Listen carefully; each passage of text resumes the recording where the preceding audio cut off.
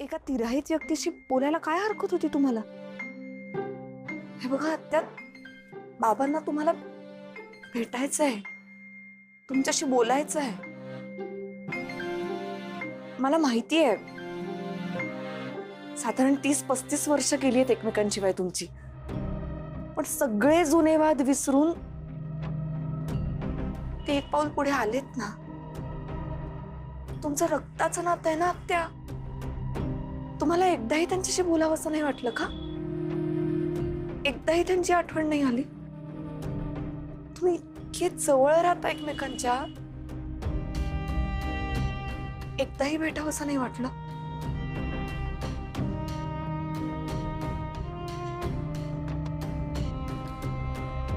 आता बोला ना, का गप्प आहात तुम्ही?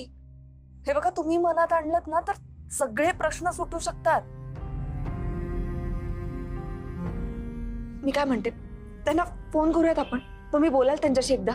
नाहीतर एक काम करूयात आपण आपण तुम्ही घरी चला माझ्यासोबत. हा, चला. तुम्हाला माहितीये, घरी तुमचा भाचा आहे अनिश, माझा नवरा. आत्या तुमची नातवंड आहेत. त्यांनी तुमच्यासाठी खूप तयारी केली आहे तुम्ही याल म्हणून. ते घर तुमचं आहे, ती माणसं तुमची आहेत, आणि आम्हा सगळ्यांना तुम्ही हवे आहात. चला ना प्लीज, चला चला माझ्या बरोबर.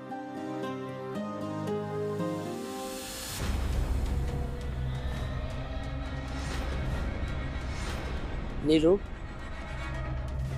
कोणाही पोरगी आणि कुठे घेऊन जाते तुला? अरे भवानी, असं दुसऱ्याच्या बायकोला कुठेही घेऊन जायला लाज वाटत नाही? कुठेही घेऊन जात नाहीये मी, त्यांच्या भावाकडे घेऊन जातीये. अशोक माजगावकर, त्यांचे मोठे भाऊ. मी त्यांची सून, आणि त्यांना निलिमा त्यांना भेटायचंय. अशोक माजगावकर?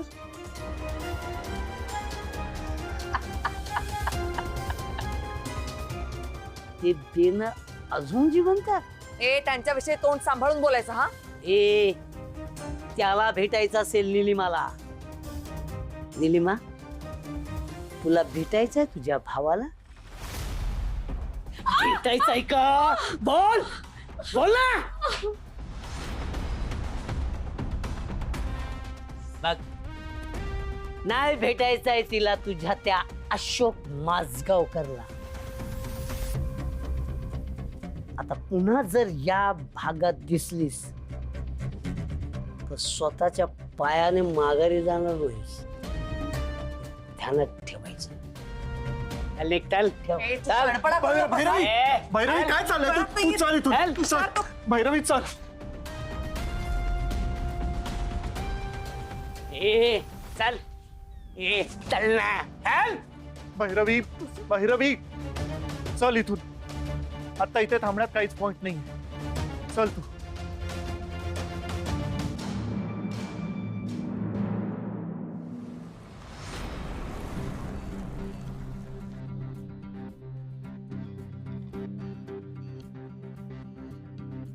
भैरवी, काय ग, अख्ख्या प्रवासात काही बोललीस नाहीस तू? कसला विचार करतेस एवढा? हे सगळंच खूप टेरिफाईंग आहे तुषार. त्या माणसाने आत्याचा हात धरला होता तेव्हा लिटरली थरथरत होत्या रे त्या. मी म्हटलं नव्हतं आत्या जे काही वागतायत त्यामागे फक्त राग नाहीये, काहीतरी वेगळं कारण आहे. नाही, याचा अर्थ तो माणूस आत्याला फक्त धाकात ठेवत नाहीये, बहुतेक त्यांना टॉर्चर सुद्धा करतोय. भैरवी, तो माणूस अत्यंत डेंजरस आहे. तू प्लीज प्लीज त्या माणसाला एकटं भेटायला जाऊ नकोस. मग काय करू मी तुषार? कसं सोडवू त्यांना या सगळ्यातून? मला वाटतं तू एकदा अशोक काकांशी बोलून बघ ना. नाही म्हणजे हे सगळं सांगितल्यानंतर अशोक काका बिथरतील मान्य आहे मला, पण मला असं वाटतं एकदा त्यांच्याशी बोलून बघ ना, काहीतरी मार्ग निघेल. of the 16. मामी आजी बाळ कसं होतं ग? काय काय बोलली तू? काय बोलली? बाळ बाळ कसं होतं? तुले काय करायचे नसते धंदे? चुपचाप अभ्यास कर ना, फालतूचे प्रश्न विचारू नको, अभ्यास कर. अगं आम्हाला या वर्षी कॉन्जेंटल डिझीज म्हणजे ज्या बाळांना बॉर्न झाल्यापासून जे आजार असतात ना त्यावर एक टॉपिक आहे बायोलॉजी मध्ये. त्यात सांगितलंय की बाळ आईच्या पोटातून येताना जर आईला काही आजार असेल तर तो बाळांना पण होऊ शकतो ना. मग बाळ बाबांच्या पोटातून कुठे येतं? तरी पण कधी कधी बाळाला बाबांचे आजार का असतात? अगं इरा, ते बाळ जेव्हा आईच्या पोटातून बाहेर येतं तेव्हा त्या बाळाचे बाबा त्या बाळाला त्याच्या जवळ घेतात ना. मग कितीतरी वेळ ते बाळ त्याच्या बाबांकडेच असतं. पण तेव्हा जर त्या बाळाच्या बाबांना काही डिझीज असेल तर ती त्या बाळाला होऊ शकते. बरोबर ना मामी आजी? पापा मला यातलं काही समजत नाही बाल्या. म्हणजे आमच्या शाळेत असलं काही शिकवलंच नाही ना. हे असे विषय नव्हते ना आमच्या शाळेत. आमच्या शाळेत असे चांगले विषय होते, असे धार्मिक विषय होते, राम कृष्ण बलराम. तुम्ही चुपचाप अभ्यास करा, काही विचारता. संयमी ताई बरं झाली तू आलीस इकडे. मला एक इम्पॉर्टंट क्वेश्चन आहे तुला. ऐक, ते सगळं जाऊ दे, ते नंतर विचारा. माझ्या इम्पॉर्टंट प्रश्नाचं उत्तर द्या. भैरवी माऊ कुठे आहे? ते सुनबाई त्या निलिमा ताईले शोधायला गेली. व्हॉट? पण आजोबा जाणार होते ना तिला शोधायला. हा ना. म्हणजे भैरवी माऊ त्यांना शोधायचा प्रयत्न करते is a very good thing, but यामुळे आमच्या बिझनेसचा इम्पॉर्टंट वेळ वाया चाललाय. सी, रियांशची एक्झाम चालू आहे त्यामुळे तोही काहीच हेल्प नाही करू शकत आहे. जे सोशल मीडियावर प्रमोशन करायचं होतं ते आता आम्हाला दोघींनाच करायचंय आणि भैरवी माऊ दिवसभर घरीच नाहीये यार. असा कुठे बिझनेस असतो? बिझनेस कायले म्हणते, बिझनेस कशाशी खाते तुम्हाला तरी माहित आहे का?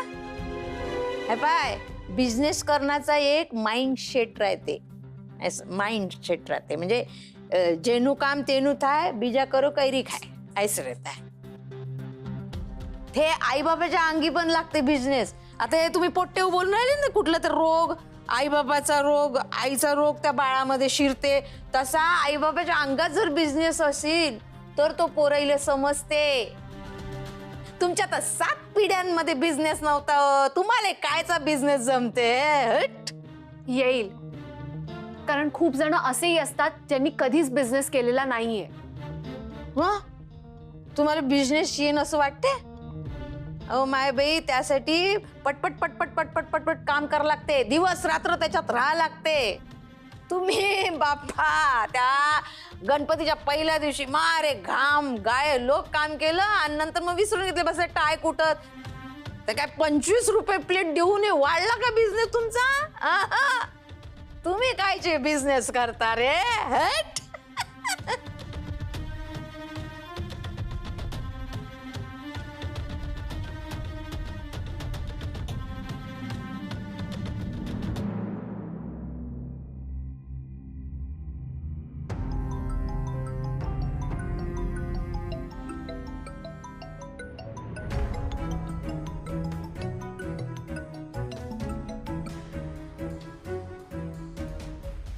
हॅलो. अरे अनिश, जय श्री कृष्ण. हा सेवानी साहेब बोला. अरे अनिश, ते तुला पैसे भेटले काय? हो साहेब मिळाले. आता एक काम कर, ते मी सांगतो ना त्या ब्रोकरकडे जा आणि त्याला ते पैसे देऊन ये. हा? अरे तो आपलाच माणूस आहे, ते पैसे त्याला दे. आणि एक काम कर, आपण मार्केटमध्ये जो नवा फ्लॅट आलेला आहे ना तो बुक करून ठेव. म्हणजे कसं आहे, आपलाच फ्लॅट आपल्याचकडे राहील. मग नंतर आपण तो चढ्या भावाने विकू काय. अरे तुला समजते ना मी काय बोलते ते? हो साहेब, पण ते पैसे. अरे तेच पैसे तू डाऊन पेमेंट म्हणून घेतले ना, तेच पैसे त्या ब्रोकरला जाऊन दे. आणि मी तुला ॲड्रेस सेंड करते, त्या ॲड्रेसवर जाऊन त्याला देऊन ये. ठीक आहे, चल मी ठेवते. साहेब साहेब ऐकून घ्या ना साहेब. हॅलो.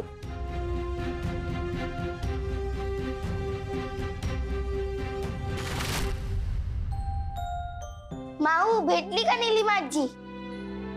ईशान प्लीज मला पाणी दे रे जरा. आणतो. काका कुठे ग इरू? तो बाहेर गेलाय. आणि आजोबा आले का? तू दिवसभर घरी नव्हतीस ना? हो. हो प्लीज असं नको ना करूस. अगं ताई, आता निलिमा आजीला समजवायला तिला भेटावंच लागणार ना. आणि आपल्या बिझनेसचं काय, त्याचं काय करणार आहोत आपण? करूया. कधी? तू म्हणाली होतीस ना तुम्हाला हेल्प करणार आहेस, मग का तू हेल्प करत नाहीस? मी किती गोष्टी एकटीच करू. एकटी कुठेस तू बाळा? रियांश आहे ना तुझ्यासोबत. मग रियांशची ना एक्झाम चालू आहे, मी त्यालाही फोर्स नाही करू शकत. अगं पण तुला मदत करायला काय प्रॉब्लेम आहे? हो समा, मी सगळं करेन, थोडा वेळ दे ना मला. मग तू आता काही जॉबही करत नाहीयेस, दिवसभर घरीच असतेस, तर मग काय प्रॉब्लेम आहे तुला मदत करायला? काय टोन आहे समा? मी काय फिरायला किंवा शॉपिंग करायला गेले नव्हते.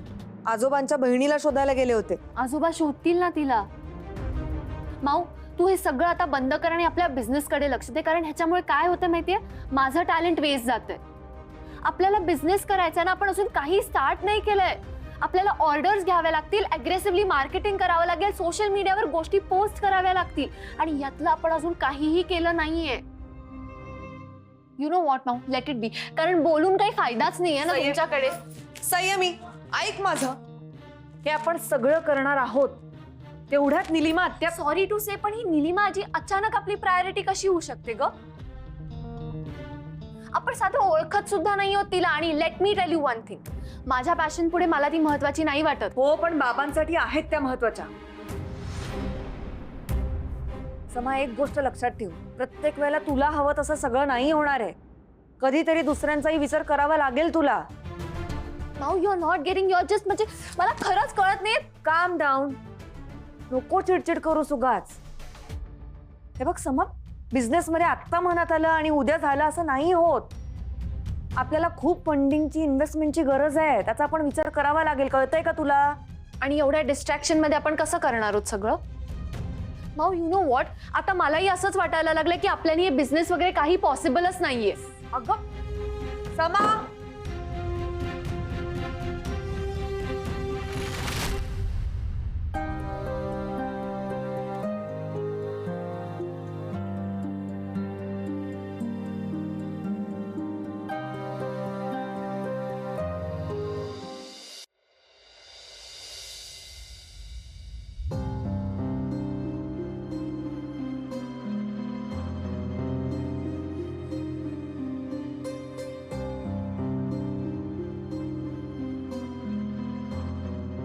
बाबा,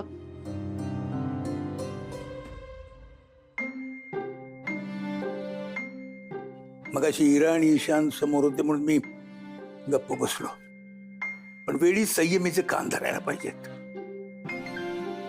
ठीक आहे, मी उद्या सकाळी त्याशी बोलेन. नाही नको, आणखीन डिस्टर्ब होईल ती आणि उगाच वाद होतील तुमच्यात. पण म्हणून काय तिनं असं बोलायचं? जाऊ दे ना बाबा, लहान आहे ती. मी करेन तिला हँडल.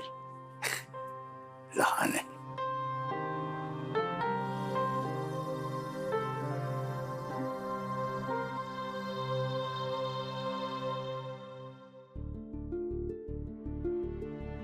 खरं तर मला तुमच्याशी वेगळ्या विषयावर बोलायचंय. बोल. मी निलिमा आत्यांशी बोलले. नीलू बोलली तिच्याशी? नाही, खरं तर त्या बोलल्या असत्या माझ्याशी, पण तेवढ्यात त्यांचे मिस्टर आले आणि तो अतिशय विचित्र माणूस वाटला मला बाबा. विचित्रच माणूस आहे. आणि हे मी नीलूला कानी कपाळी ओरडून सांगत होतो, पण तिनं माझं ऐकलं नाही.